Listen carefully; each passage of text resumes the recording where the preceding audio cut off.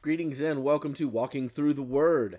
Here we are in John chapter 1, and we're in verse 14 today. And finally, in this section, the mystery is revealed. We've heard the Word referenced, we've heard the light referenced, and we've been building up this tension like any good narrative would do. That's one of the things, side note, that you should never forget is that the Bible isn't just the historical document of the story of God. It's good writing. It's a great book to read. And so John has built this tension. He talked about the Word, he talked about light, and now he's back to the Word. And the Word became flesh and dwelt among us. So now this Word that was there at the beginning, that through all things were made through him, everything in creation went through him. He had a hand in every single aspect of it. It's not John. We kind of got this little mystery thing happening, but he is the true light, the light to everyone. And this Word has become flesh. Now, this sentence, you might think it's just an innocuous thing, but it's actually a very intentional battle against another religion that was trying to crop up.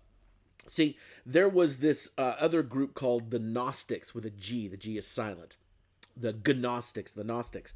And they believed in Jesus, but their belief in Jesus was that Jesus actually didn't come to earth as a physical being, but that he was spirit, because Gnosticism believed that that the flesh was completely bad, and therefore Jesus couldn't have been in the flesh because he would have had evil.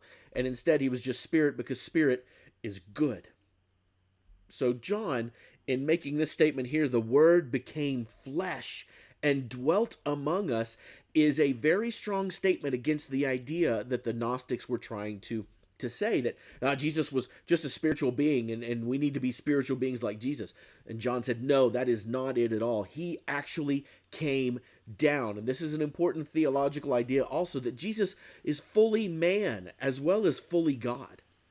He's not part of these things, he's not half man. He is fully man and fully God, meaning he experienced all of the things that we experience, the doubt, the pain, the joy, the suffering, all of it Jesus experienced. And so when John says he dwelt among us, this is huge. This is something that we should cling on to as well, because there are times when we look around and we go, nobody understands what I'm going through. Jesus did. Jesus experienced all of our things. And this is a huge difference from any other religion in the world. Because if you look at these religions, these gods are always ethereal beings that just stand up here and they do things and they proclaim things and yada, yada, yada.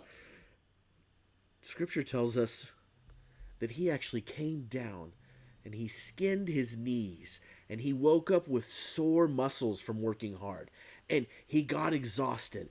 He experienced everything that we did. He dwelt with us. But not only that, we got to see his glory, the glory as of the only Son from the Father, full of grace and truth. I love it in later in John, we're going to see Jesus say, Father, my time has come, but glorify me as I have glorified you. Jesus, in his crucifixion and as his resurrection, showed us the glory. But it wasn't just then. We caught glimpses of the glory of the Logos, of the Word, of the light, all throughout Jesus' ministry, and people got to see what Jesus did, not because he was some being that was far away, but because he was here and he dwelt among us. When God says that he loves us, he loves every aspect of us, the down and the dirty and the gross. I've been married to my wife now we're going on year 19, and she's seen the worst of me, she's seen the grossest of me, she's seen the most disgusting of me, and yet still she loves me. I would tell you that I've seen the most disgusting of her, but let's be honest, she's just less disgusting than me. I'm a dude. But to know that God has seen every aspect of us, but not only has God seen this, he knows our hearts. He knows the dirtiness and the filthiness of our hearts, and yet he still loves us. Not only does he still love us, but he came and he experienced it, and then he chose to die for us. This is full of grace and truth. And see, this is another important fact that we're going to touch on tomorrow because we're about to run out of time. But he didn't just come to be happy-go-lucky. He came for a purpose and a mission. And John's going to get into that in a minute, and we're going to get into it some more next time.